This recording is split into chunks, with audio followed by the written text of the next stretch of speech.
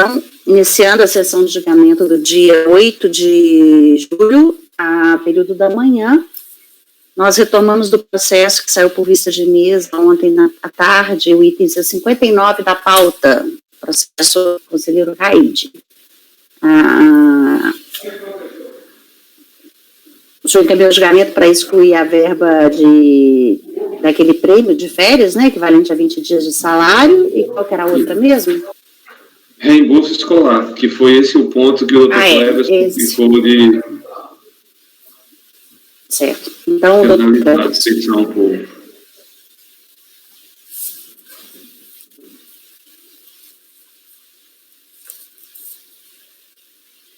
Kleber?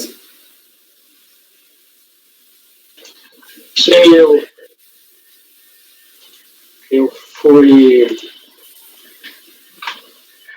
eu localizei um acordo que eu tinha feito há alguns anos sobre o tema, para relembrar, mas também fiz uma leitura do recurso voluntário, nessa parte, e o recurso voluntário explica muito bem.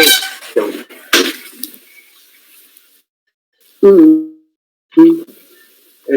esse reembolso, ele não tem nenhuma relação com o contrato de trabalho em si, pela prestação de serviço. Ele é um repasse de recursos do FNDE e dentro de um contexto lá de incentivo à educação básica. Eu abrir aqui o recurso voluntário, só para citar as páginas aqui, só um momento. Então, ele não tem uma relação com o contrato de trabalho, né? De modo que não há nem sentido de procurar essa verba na exclusão, dentre as hipóteses de exclusão, de não incidência lá, assim denominada, que não integram do parágrafo 9º do artigo 28. Ela não está na própria regra matriz de incidência, né? Além do mais, o Dr. Raide até destacou que estaria dentro do conceito da linha T, como não integrante. A linha T se enquadra em uma das hipóteses. Realmente se enquadra. A DRJ, ela alega que não seria extensível a todos, mas não é extensível a todos exatamente porque a própria lei diz que esse mecanismo de incentivo, ele só seria aplicado a partir de 97 aos alunos que já estavam usufruindo. De modo que a própria lei limitava essa abrangência ao benefício. De modo que a extensão, que a lei determina, a extensão a todos os empregados, ela não poderia ser atendida pela empresa. Esse é um típico caso em que não é extensível a todos, mas não é porque a empresa não estende, sim, porque não realiza,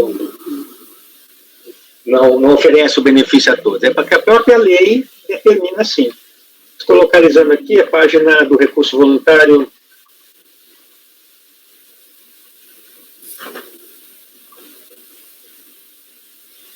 No final, a página 21 do recurso voluntário, item 47 seguintes. Então, dentro do contexto do sistema de manutenção do ensino, SME, ensino fundamental, que teve uma alteração em 96. Na modalidade de indenização de dependentes, que é R$21 por mês. Ele até explica aqui, 21, aí pagava 126, sempre múltiplos de 21, 126 no semestre, né? 21 vezes 6, R$126. Esse programa foi extinto, conforme a Lei 9.424, artigo 15, parágrafo 3º, ela é de 1996, mas ela manteve, vedou novos ingressos, mas assegurou benefício para os que já estavam nesse mecanismo. Então, o que eu concluo? Eu concluo aqui do voto do Dr. Raide,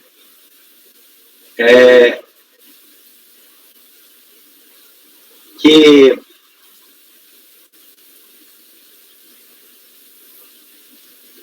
essa parte de não especificar a motivação da desconsideração, doutor Raide, eu discordo desse fundamento, né? Eu entendo que realmente houve fundamentação, o fiscal solicitou esclarecimentos sobre determinadas rubricas. A empresa prestou esses esclarecimentos.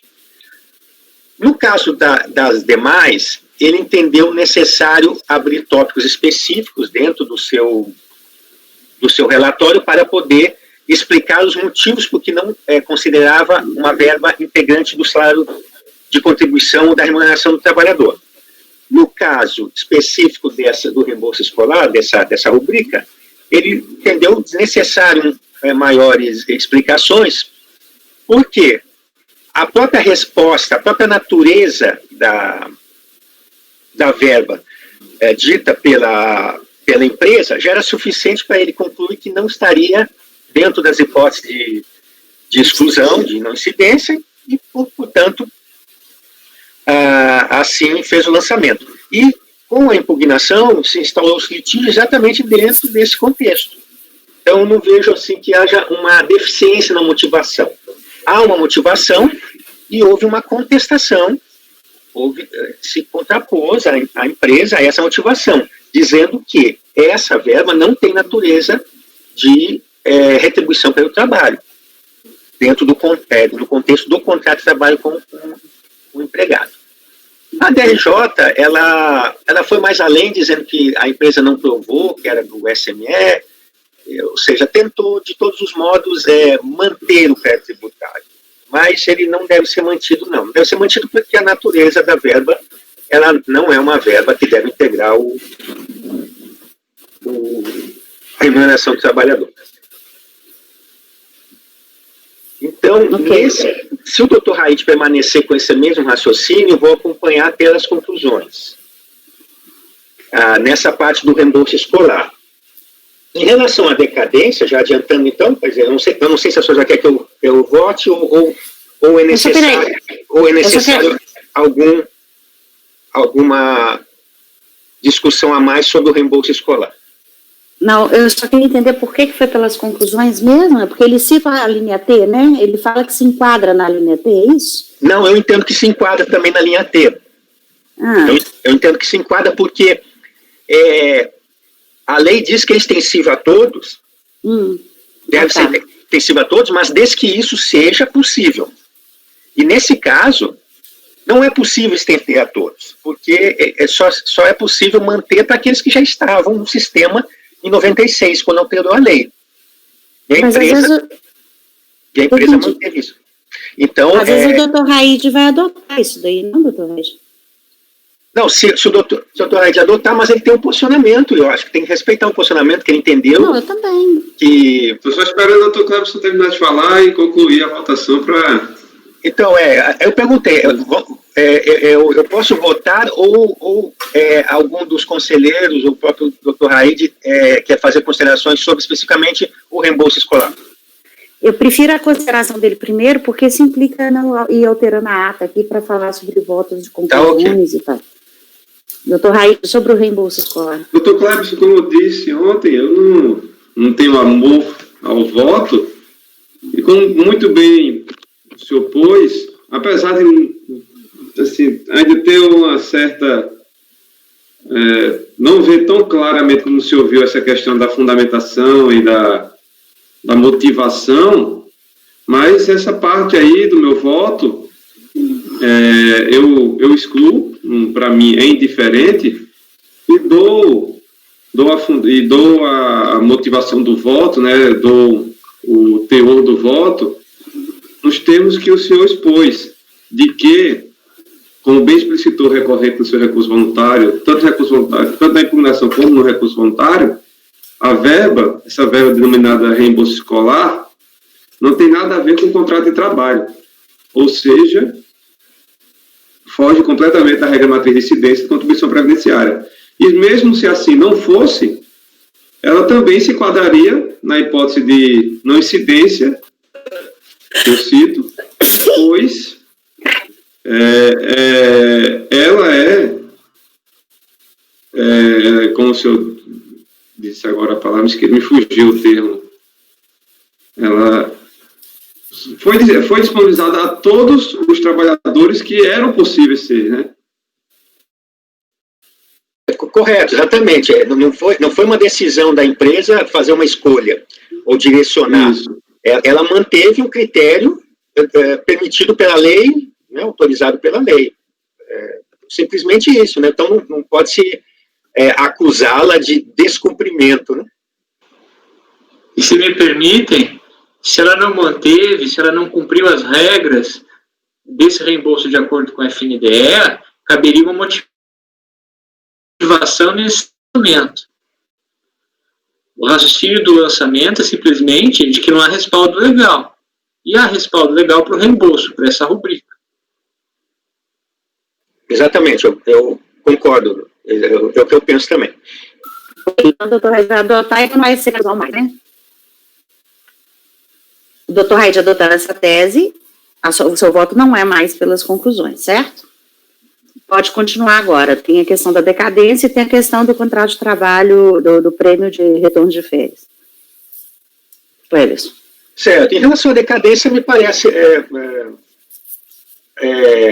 a própria a DRJ diz que a ciência se deu ainda no mês de junho, porque foi quando o fiscal lavrou o alta inflação, né? Mas nós sabemos que a ciência, o termo, a fluência do prazo decadencial, ela é estancada, né? Se para de fluir com a ciência, que só se deu já no mês de julho, né? No mês de agosto, perdão. E seria a fiscalização, como ela lavrou em 30 de julho, parece, alguma coisa assim, teria um outro termo. Mas pela contagem aqui, eu acredito que está correto, seria decadência. Pela natureza das verbas, né, também teria a antecipação. 2 de agosto de 2006, aqui o doutor Raid indicou como a data da ciência do contribuinte. Então, eu acompanharia na decadência se não houver nada diferente, né, porque até agora ninguém se manifestou nesse sentido. E quanto à verba, a verba denominada, como é que o doutor Raí chamou aqui? Retorno de férias. Seria o abono de férias, né? Então, eu já tive oportunidade de manifestar de que a lei não faz, ela não faz realmente essa distinção pelo aspecto qualitativo, né? Ou seja, que eu posso diferenciar o valor em função de alguns critérios de ordem pessoal. Ela limita realmente a um critério quantitativo que não pode exceder a 20 dias, né, do salário, no caso 144 da CLT. Então, me parece adequado o raciocínio do Dr. Raid. Eu vou, então, acompanhá-lo integralmente no seu voto, para o provimento parcial nos termos aqui que constam da minuta. Matheus. Também acompanho, presidente. Acompanho. Rodrigo. Acompanho. Andréia. Acompanho. André. Acompanho. Então, com as mesmas por unanimidade de votos, dá provimento parcial recurso para reconhecer a decadência dos fatos geradores até a competência 7 de 2001 e excluir da base de cálculo de lançamento as quantias pagas a título de retorno de férias CCT, abono de férias e reembolso escolar. Ok, o 60. Doutor Raid?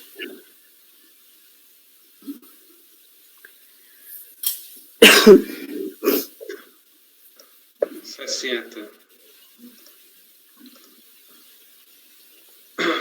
2007, 23.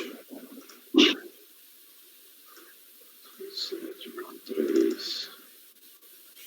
É um AI68, tá? Obrigação acessória.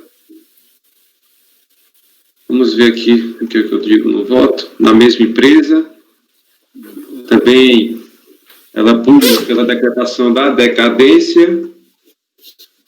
Eu aqui aplico o artigo 173 do CTN, citando a súmula CARF 148, ou seja, tendo a fiscalização constituído o crédito previdenciário em 2 de agosto de 2006, com a devida ciência da contribuinte, verifica-se que as multas até a competência novembro de 2000 encontram-se extintas pela decadência. Tá? Em relação ao mérito, eu trago a legislação pertinente. Aí eu digo, pois bem, os fatos geradores que ensejaram o presente lançamento estão divididos em 2 autos de obrigação principal, quais sejam o final 2007-98 e o final 2007-86. O primeiro lançamento, que diz respeito ao PAF final 2007-98, foi julgado em 16 de março de 2001. Eu acho que não é 2001 aqui, eu acho que não é. Vou ter que corrigir essa data, tá? Depois eu confirmo a data. Pela, então, primeira turma ordinária da terceira Câmara da segunda sessão, mantendo incólume o lançamento, se não vejamos. Eu transcrevo aqui a ementa, que diz respeito a plano de previdência complementar. Já o PAF, final 2007-86, foi o que julgamos anteriormente, o item 59. E eu aqui colacionei o resultado que acabou se concretizando, que foi a decadência nos termos do artigo 150, as quantias pagas a título de retorno de férias, ou seja, o abono de férias e reembolso escolar. Assim, uma vez mantida em parte a obrigação principal, mantém-se o lançamento referente à obrigação acessória apenas em relação à parte mantida. O entendimento deste relator é que o julgamento dos AI decorrentes da aplicação de multa e omissão de fatos geradores na GFIP deve levar em consideração o que ficou decidido nos AI para exigências de obrigação principal. Relacionando a jurisprudência do acórdão da Câmara Superior. E digo que, entremente com num processo e tal, deve ser excluída apenas a multa referente às verbas pagas a título de retorno de férias, abono férias e reembolso escolar. Também fala aqui da multa que o contribuinte questiona para a aplicação da Lei 11.941/2009. Trago toda aqui a demanda, cito a súmula CARF 119 e concluo. Voto no sentido de conhecer do recurso para dar-lhe parcial provimento, reconhecendo a decadência dos fatos geradores até a competência 11 de 2000, afastar a multa acerca dos fatos geradores julgados improcedentes no respectivo PAF número tal, abono férias e reembolso escolar, e recalcular a multa aplicando o disposto na portaria PGFN 1409. Vou colocar aqui, adicionar, como o doutor Cleberson bem falou ontem, que apenas esse recálculo deve ser feito se for mais favorável ao contribuinte. Deixar essa ressalva. Aí, de não localizando o acórdão, você sabe que folhas ele está? Eu não vi no seu voto. A decadência já não foi declarada pela DRJ, não? Mas eu não achei ele aqui, não consegui. Que página? Pelo que eu lembro, agora da DRJ... Porque deveria, não? Eu não sei. É que não, foi julgado antes da súmula do STF. Ah, foi? Ah, então eu não reconheci. Creio que tenha sido. Tenho quase certeza disso. Mas é porque não Acordo tem... Você não colocou as Acordo- folhas dele. Aí eu... O acordo DJ na folha 674. 674.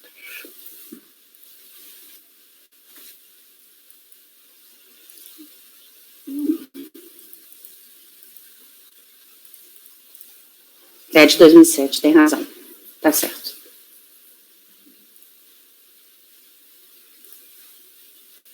Uhum. É Cleverson. Já acompanho. Acompanhe, presidente. Acompanho. Acompanho. Acompanho. Eu também. Peraí, só para terminar, porque eu estava procurando a corda, não adiantei o julgamento aqui. Então, código escojado por unanimidade, dar provimento parcial ao recurso julgado, para reconhecer a competência dos fatos geradores até a competência 11 de 2000, afastar a multa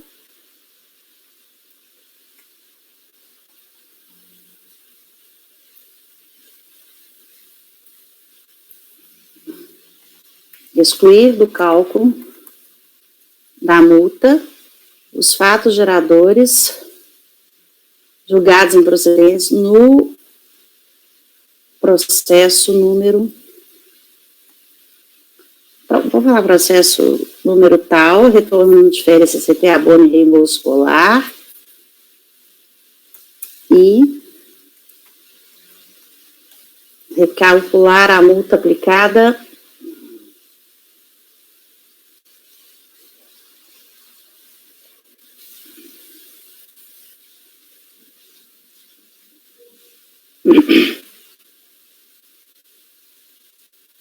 determinar o cálculo da multa em conformidade com a portaria, se mais benéfico ao sujeito passivo, certo? Determinar o cálculo da multa em conformidade com a portaria 14, se mais benéfico ao sujeito passivo, ponto, ok. Então, após mesmo, unidade dá provimento parcial consultar para reconhecer a decadência 11, excluir do cálculo da multa os fatos geradores julgados improcedentes no processo número 1, que é o outro, retorno de diferença CT e reembolso escolar, e C, determinar o cálculo da multa em conformidade com a portaria 14, mais benéfico ao sujeito passivo, certo? Lembrando de colocar que o processo foi julgado hoje pela manhã, encerrou. Ok, então o próximo item, voltando aí na ordem, é o item 74, é meu, Santo André Atlética. O 74 é uma NFLD no período de 5 de 2003 a dos 2006, terceiro, onde tem cota patronal e GILRAT, e terceiros, e as bases de cálculo são remuneração declarada em GFIP, diferença entre RAIS e GFIP, remuneração declarada em RAIS e não encontrada na GFIP, e diferença de acréscimos legais. A empresa, na impugnação, ela se limitou a falar sobre ilegalidade, ilegitimidade da cobrança, legalidade e inconstitucionalidade. E que o julgamento administrativo, o julgador administrativo é obrigado a apreciar questões de inconstitucionalidade e ilegalidade. Foi proferido o acordo que julgou procedente de lançamento, cientificado o acordo, o contribuinte apresentou recurso e alega nulidade da NFLD e traz novos elementos, pois a fiscalização utilizou elementos que não foram apresentados ao notificado, tela de sistema informatizado, havendo saciamento de defesa. Diz que a fundamentação legal foi precária, relacionada ao enquadramento do grau de risco de acidente de trabalho para fins de identificação da alíquota SAT, que nos relatórios julgados não se vislumbra qual a alíquota foi utilizada, faltando certeza e liquidez ao lançamento. Questiona o enquadramento no FPAS e citando o manual de fiscalização, alegando que está errado o lançamento. No mérito, repete os argumentos da defesa, afirmando ser legítima a cobrança, que é inconstitucional do SAT, que é inconstitucional a cobrança do INCRA, e SEBRAE, terceiros, inconstitucionalidade da taxa Selic, questiona a multa aplicada e alega obrigatoriedade de julgamento administrativo da inconstitucionalidade. Bem, aqui tem preclusão. Da leitura da impugnação ao acordo recorrido, não se verificam os questionamentos trazidos apenas no recurso em sede preliminar, afirmando nulidade do lançamento do cesseamento de defesa. Desta forma, sendo considerada impugnada a parte do lançamento, que não tenha sido expressamente contestado pelo contribuinte, ocorre a preclusão. logo não pode ser apreciado na fase recusal. Mas, de qualquer forma, eu aprecio. De qualquer forma, só para esclarecimento, cumpre esclarecer que não há que se falar nulidade no licenciamento de defesa, pois, conforme consta nos autos, o crédito foi lançado com base nas informações declaradas em GFIP e RAIS.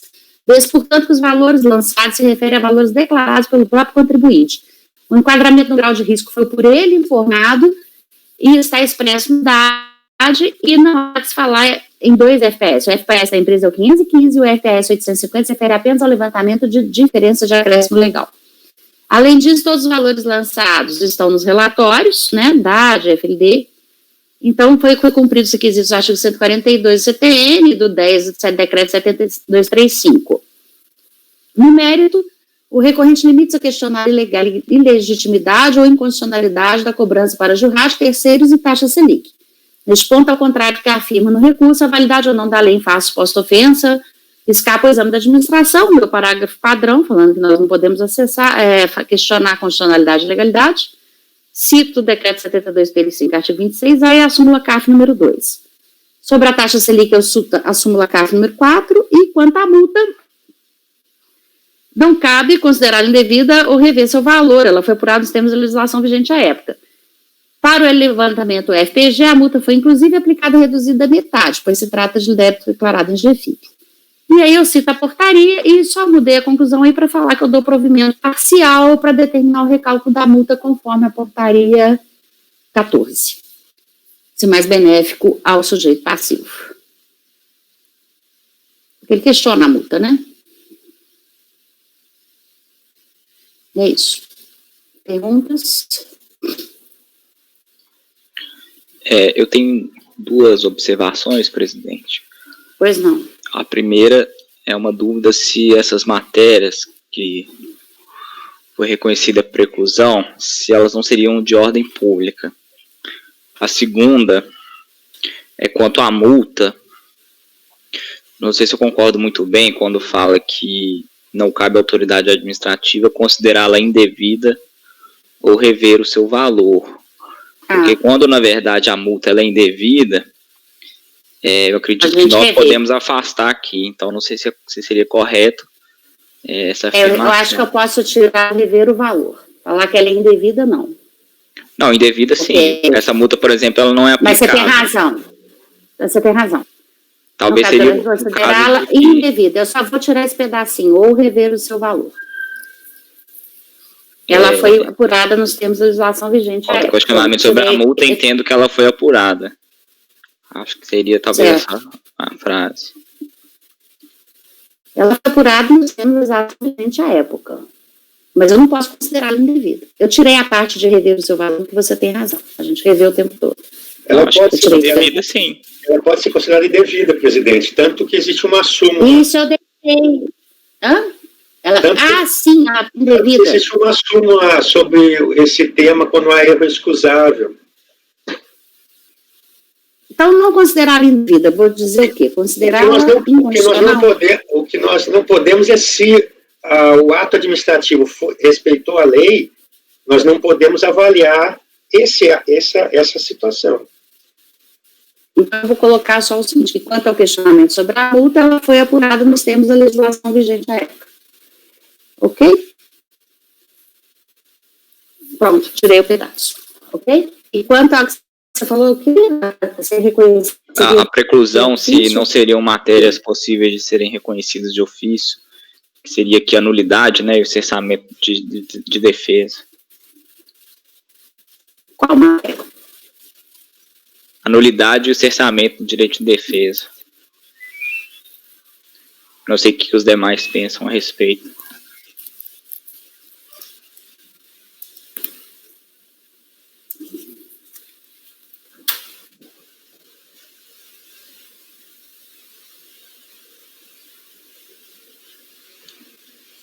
Eu ia verificar aqui o processo, só para olhar, mas, a princípio, eu penso que cessamento de defesa tem que ser a primeira oportunidade para falar no processo, né?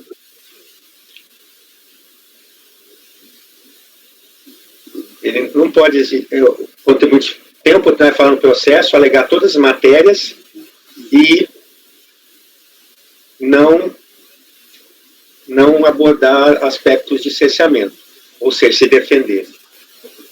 E depois, em uma outra fase mais adiante, ele diz, olha, lá no início eu cerceou meu direito.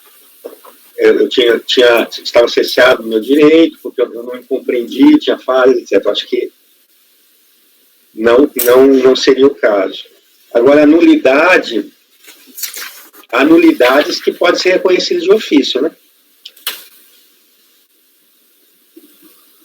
Acho que depende da natureza daí. Porque envolve exatamente o controle do próprio do ato administrativo, né? Se ele respeitou, né, os pressupostos legais. Aqui ele questiona nulidade por cerceamento do direito de defesa, não há outra, no caso concreto. Mas o argumento é pelo uso, presidente, de Sim. telas do sistema informatizado. Não, mas as telas são da GFIP e da RAIS. Mas são elementos produzidos pelo próprio contribuinte, ele tem ciência dessas Sim. documentos por ele produzidos. Livro do escola negrito, olha lá, de qualquer forma, os autos do crédito foram lançados com base em informações declaradas em GFIP ou RAIS por ele mesmo. Ele declarou, não há nulidade nenhuma aqui, não. E a tela é o próprio sistema do sistema Então, da de qualquer declaração. forma, ainda que se tenha dito da preclusão, o argumento foi enfrentado do parágrafo de qualquer forma. Enfrentei. Eu falei, mesmo assim, de Por isso que eu qualquer perguntei forma, se houve alguma outra coisa além do que estaria Não. constando. Não, o lançamento foi só isso. Foi crédito declarado de GFIP e diferença entre RAIS e GFIP. E DAO. Certo? Esclarecido, Marcos? Sim? Podemos Sim. votar? Sim. O ponto do Dr. Matheus, que eu entendi, não, realmente ele podemos finalizar, mas não foi esse. Foi a questão de entender que é precluso ou não, né? Isso que o Dr. Matheus questionou. Não em si o mérito, não em si o mérito da análise. Entendi. Sim. Não essa parte de precluir, porque aqui essa situação, entendo precluso, mas mesmo assim enfrento, processualmente não está correto. Um é um e o outro, né? Um é um e o outro. Cleberson, mas eu sei que eu não precisava enfrentar, mas eu... Mas foi esse o questionamento do Dr. Matheus, foi assim que eu entendi, né? Só por esse aspecto. O Dr. Matheus... Eu fiz a título de esclarecimento e não de julgamento, entendeu? Eu falei que está precluso, mas eu estou esclarecendo de qualquer forma. Eu quis esclarecer para ele que não há nenhuma nulidade, não há necessariamente defesa. O aspecto aqui só foi citado aqui no seu relatório sobre nulidade, utilizou elementos que não foram apresentados ou notificados. Isso aí, para mim, está precluso, realmente, telas.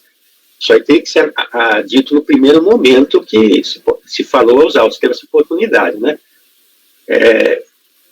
Diz que a fundamentação legal foi precária relacionada ao enquadramento no grau de risco. Precária, para fins de identificação da alíquota.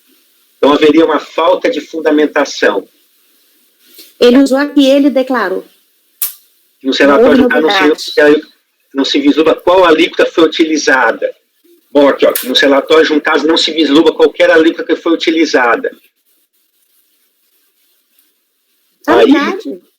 Pois é, mas aí seria um caso, o Dr. Matheus, que poderia até avaliar, né? Não tem alíquota, o contribuinte não sabe a alíquota. Mas, de qualquer maneira, envolve o cerceamento de defesa, eu acho que é o fundo, né? Sim. Mas é isso.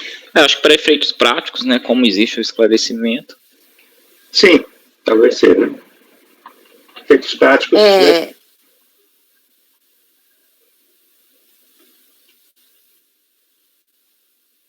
Podemos votar? Cleberson. Eu acompanho a relatora para provimento parcial com relação à aplicação da legislação superveniente em relação à penalidade, caso mais favorável, seja mais favorável ao contribuinte. Mas vai constar no dispositivo, porque aqui não consta. Já pus. Já pus. Eu falei, quando eu li o voto, eu falei que eu tá. alterei para que. Tá ótimo. Então acompanhe também, presidente. Acompanhe com a relatora. Acompanhe. Já foi, Andréia? Acompanho. André? Acompanhe. Tá. O próximo é o item 75. O item 75.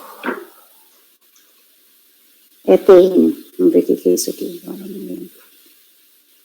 Notificação fiscal, período 202 a 805, patronal e de RAT e terceiros. E diferença, paga segurada declarada em GFIP, levantamento e diferença entre folha e GFIP.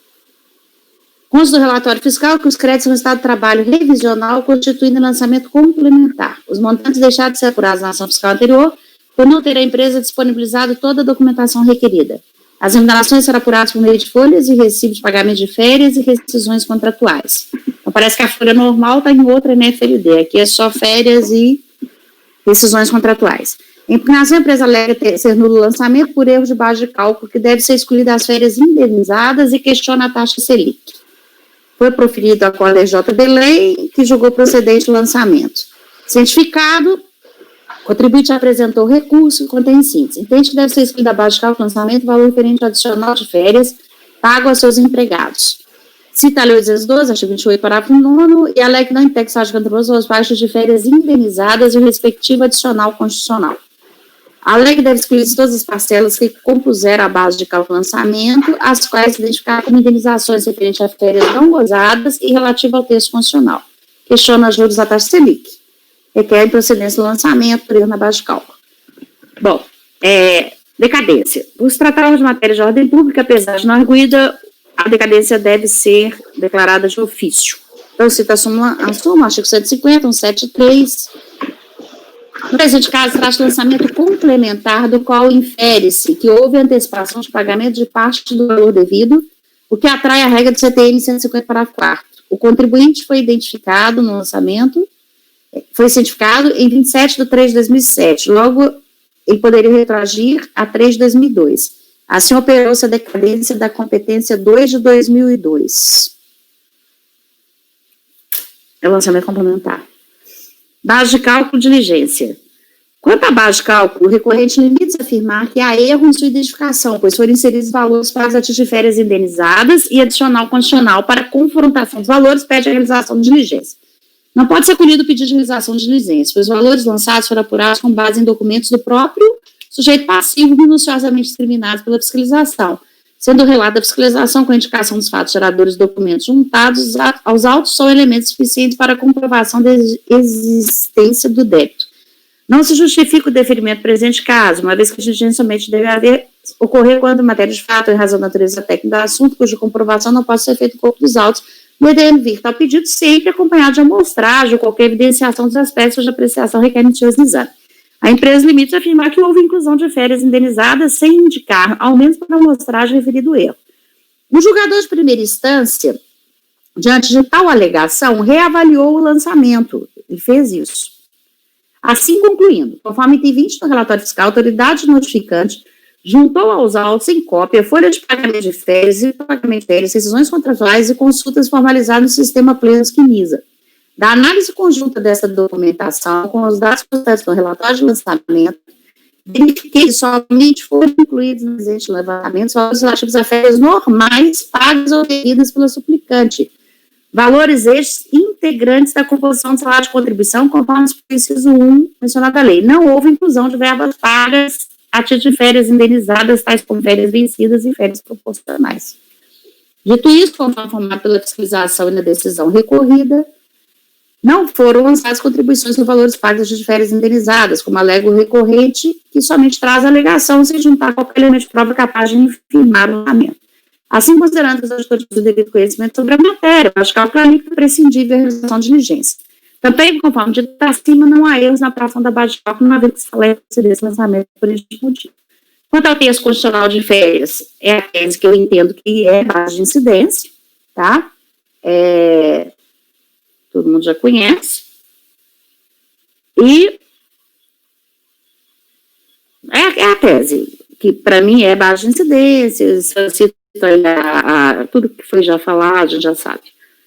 Então, e quanto à taxa Selic, eu cito a súmula CARF número 4. Então, eu só dou provimento parcial para reconhecer a decadência da competência 2 de 2000. Saiu alguém?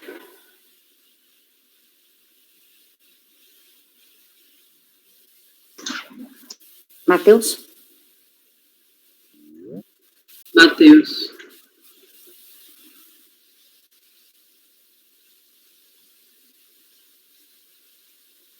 Matheus? Vamos guardar o retorno dele para a gente ver o que ele perdeu.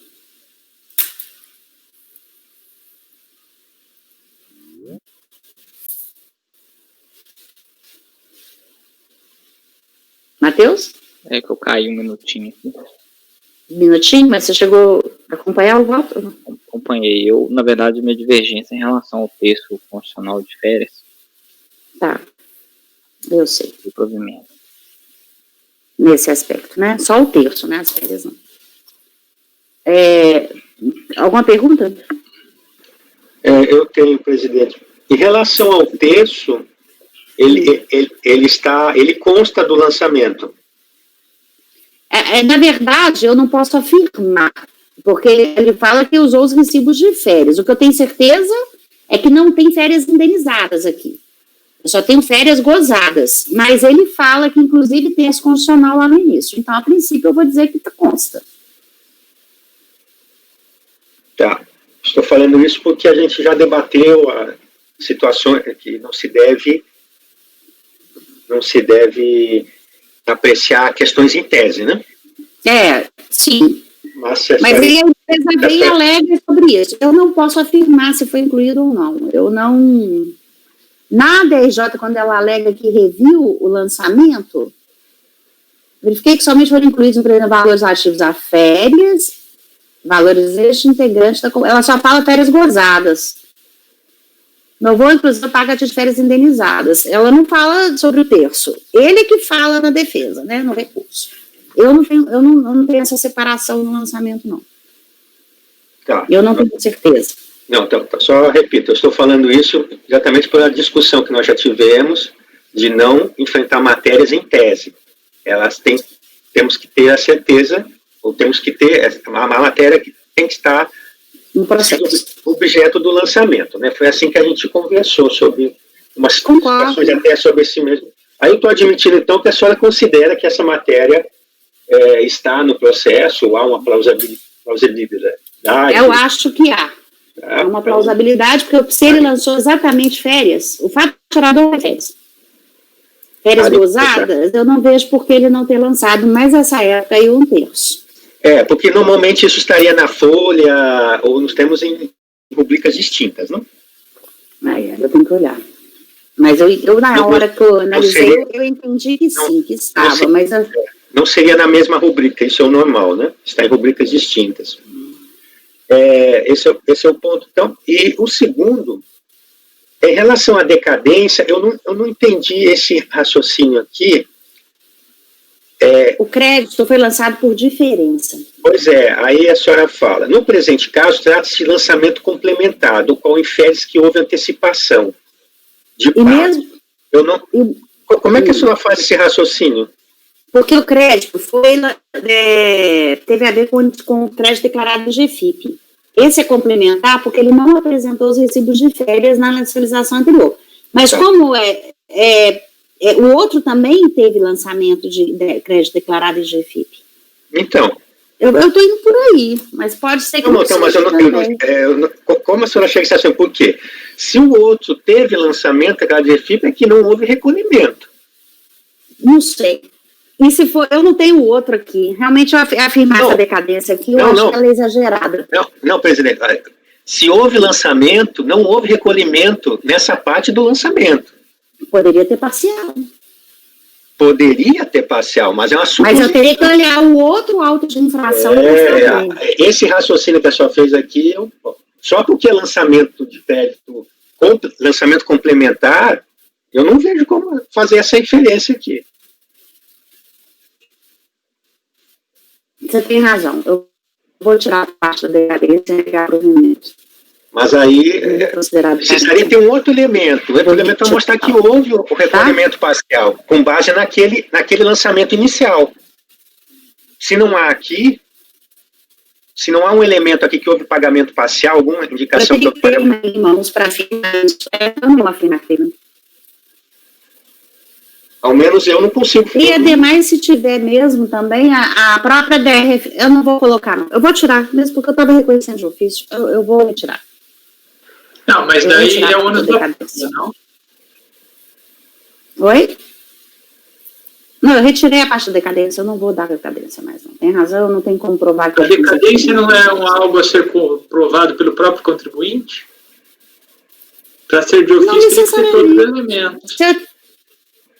Se eu tivesse caso aqui, eu poderia reconhecer de ofício mesmo o contribuinte não alegando e não provando. Só que eu realmente não tenho certeza. Eu poderia ter uma inferência, mas eu não tenho certeza, então eu não vou tirar. Como é de ofício?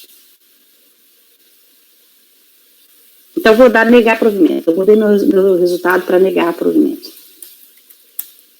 Eu vou tirar a parte da decadência. Já tirei da ementa e estou alterando o resultado do julgamento.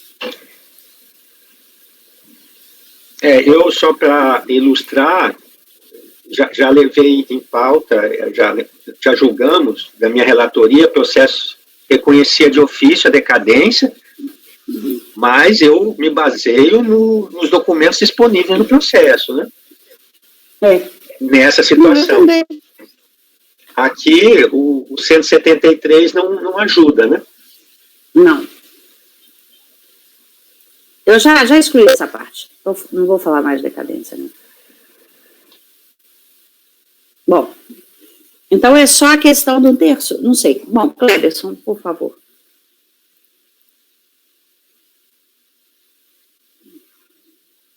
Então, aqui não foi falado da multa, né? A multa não foi abordada, não é isso, presidente? A multa não foi abordada, né? Pelo recurso, né? Nesse caso. Não lembro, mas peraí, eu falei dela. Não falou, então não foi abordado, né? Não foi. Não, tá. Ah, sim, tá, não foi. Isso, então... Aí deixa a DRF aplicar de ofício. Tá, então, no caso, o seu voto é para negar provimento, né? Meu voto é para negar provimento. Isso, então eu acompanho. Matheus... Presidente, no caso, eu dou provimento parcial para excluir o terço constitucional de férias. Eu ressalto só que eu não tenho certeza, tá? Se tem lançamento de terço constitucional de férias. Se for o caso, né? Então, se for o caso, você exclui, não é isso? Ok. Piero. Eu acompanho a relatora por negar provimento. Com a divergência. Com a relatora. Com a divergência. André? Relator. Então, deu maioria. Peraí. Então, eu já faço por... Peraí. Então, acórdão, os menos colegiados. Por maioria, só um instante. Eu tenho... Cosa sujado por maioria de votos...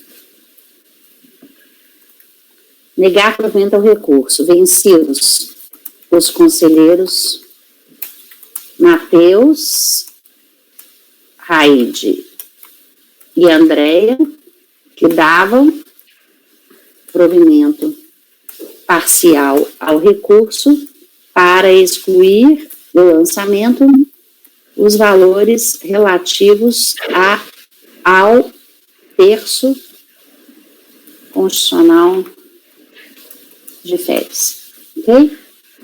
Não é isso, pessoal? Presidente, aproveitando, doutor Matheus, que sempre que recebe muitas publicações, muitas notícias, houve alguma notícia recente sobre o texto constitucional de férias, diferente do que nós tínhamos? Não, acho que eu não me recordo de ter. Nada diferente, não, né? Nada diferente, tudo bem. O que teve recente foi a questão de envolvendo o planejamento tributário, né, regulamentação do 116 do CTN. Tá, vamos deixar isso para depois, tá bom? O próximo meu também, é o município de Barra da Choça, Câmara Municipal.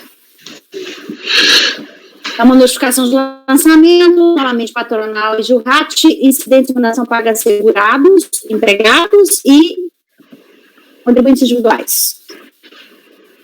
Foi proferida a CODRJ Salvador, que julgou procedente em parte do lançamento. Por quê? Consta a código de pugnação que for excluído do período até 12/01 em razão da decadência, o que abrange todo o levantamento FP. No levantamento ST, contém contribuições sobre remuneração paga a contribuintes individuais no valor anunciado de contribuições. Inclusive, no levantamento ST, que contém contribuições sobre a remuneração paga a contribuintes individuais, os valores lançados de contribuições de segurado, inclusive após 3, porque aqui tem segurado também. A DRJ excluiu a parte de retenção do segurado, mesmo depois de março de 2003, que passou a ser obrigação do empregador. E Jurrat, parece que o fiscal colocou Jurrat em contribuinte individual. Não houve recurso de ofício. Certificado do contribuinte apresentou recurso voluntário, contém em síntese. Requer reconhecimento da prescrição com o fim de delimitar o período de apuração dos últimos 5 anos. No mérito, criticação fiscal, afirmando que baseou-se em balancetes, que foi feito arbitramento e que foram incluídas rubricas indenizatórias, parcelas sobre as quais não incidem contribuições previdenciárias. Diz que tal procedimento constitui violência ao direito à ampla defesa e devido processo legal, que o arbitramento somente teria eficácia se metido ao crivo judicial. Alega ser ilegal cobrança de contribuição sobre os pagos existentes em comissão, que não está sujeito ao regime geral de previdência até 10/93. De ser também ilegal cobrança da contribuição sobre os pagos avulsos e autônomos no período anterior à vigência da Lei Complementar 84, aduz ser ilegal cobrança de contribuições sobre o 13º e para o SAT, afirma que não existe cobrança sobre contratos nulos celebrados a partir de 1988, sem que os mesmos tivessem submetido a concurso público, havendo relação de emprego válida capaz de gerar efeitos jurídicos. Fala que se ele contratou sem ter concurso, esse contrato era nulo. Questiona a aplicação da taxa Selic-R, aduz sem condicionar a contribuição de agentes públicos, disserta sobre a matéria e requer seja conhecida a procedência da NFLD. Introdução. Considerando as exclusões realizadas pela DRJ com trânsito em julgado, responde o presidente do lançamento os levantamentos empregados de 1/2002 a 10/06 e ST contribuinte individual de 1/02 a 10/2006, apenas a patronal de 20%. Preliminar prescrição. A prescrição refere-se ao direito... Tem um barulho de áudio, gente? Eu não sei quem é que está... O microfone ou barulho ambiente. A prescrição refere ao direito de ação de cobrança do crédito. O prazo começa a fluir após a condição do crédito pelo lançamento e extingue-se pelo decurso do prazo de 5 anos contados da data em que o lançamento for definitivo. Assim, durante o processo administrativo, não corre decadência ou prescrição. Tendo o sujeito passivo apresentar recurso administrativo, não há que se falar em prescrição e tal. Sendo assim, descabido o argumento. Ademais, assim dispõe a súmula 11, não se aplica a prescrição intercorrente do processo administrativo fiscal. Admitindo que o contribuinte recorrente queria se referir à decadência, pois ele pede para delimitar o período de apuração aos últimos 5 anos, né, ele falou que é prescrição, mas ele fala período de apuração, conforme relatado, no acordo de impugnação, a decadência foi corretamente declarada com base no CTN 150, parágrafo 4, até a competência 1201, não havendo mais que se falar em decadência para o crédito remanescente, referente ao período 1/02 a 10/06, uma vez que o contribuinte foi cientificado o lançamento em 11/1 de 2007. Então, admitindo que ele falou de decadência, ela já foi declarada para a DRJ. No mérito, ele fala sempre de legalidade e inconstitucionalidade, aí o meu parágrafo padrão, que a validade ou não da lei não se discute administrativamente. Cito o decreto 7235/26A e digo serem relevantes argumentos sobre ilegalidade ou inconstitucionalidade da cobrança de contribuições sobre valores pagos exercentes de cargo em comissão, agentes políticos e trabalhadores autônomos. Também quanto às contribuições sobre o 13º, Jurrat e taxa Selic, eu falo sobre, cito a lei sobre o 13º, cito a lei sobre a alíquota Jurrat, e cito a lei sobre os contribuintes individuais. Sendo assim, a remuneração paga a tais segurados são, sim, fato gerador de contribuição previdenciária, né, nós temos o artigo 22, no caso aqui, e esclarece que as contribuições apuradas, lançadas ou valores pagos a vereadores abrangeu o período de 904 a 1006, já na vigência da Lei 10.88704, que incluiu a linha J no inciso 1 do artigo 12 da Lei 812 acima citada. Lançamento. Sem razão recorrente ela entender que o lançamento se deu por arbitramento e afirmar que foram verificados apenas balancetes. Conforme suficientemente esclarecido no acordo recorrido, o lançamento teve como fato gerador valores pagos empregados vinculados ao regime geral, que prestaram serviço ao município. Para o crédito tributário mantido após acordo de impugnação, os valores lançados no levantamento NDG foram apurados nas folhas de pagamento da Câmara Municipal. Os valores no ST foram obtidos, o NDG é o de empregados, e o ST é o contribuinte individual. Foram obtidos a partir dos recibos de pagamentos a contribuintes individuais emitidos pela Câmara. Logo, não há que se falar em arbitramento, sendo irrelevantes os argumentos apresentados nesse sentido, como também os argumentos que os valores lançados foram apurados por meio de balancetes, ou ainda que foram incluídos em base de cálculo valores que não constituem fato gerador de contribuição previdenciária. Caso houvesse referida inclusão, a alegação genérica não pode ser aceita. Caberia discriminar quais valores foram incluídos na base de cálculo que não são fato gerador de contribuição previdenciária.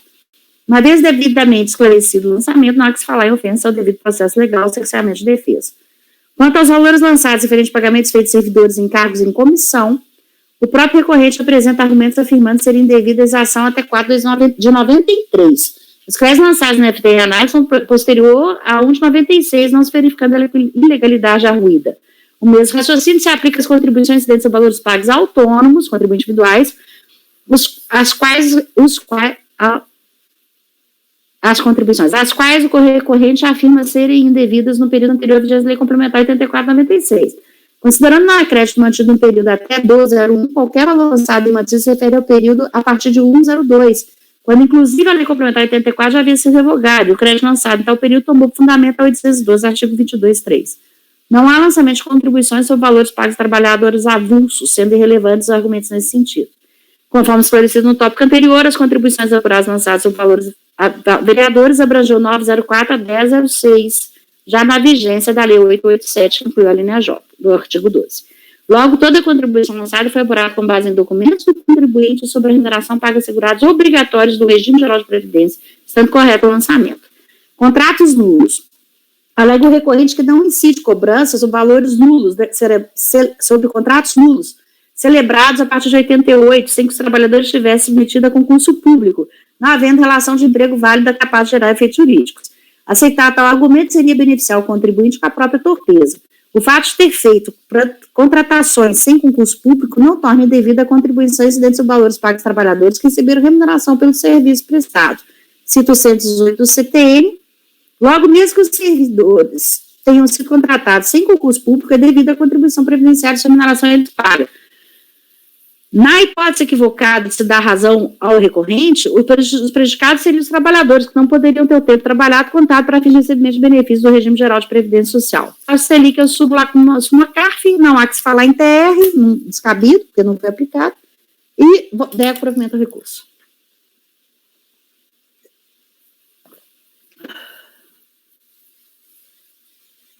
Perguntas?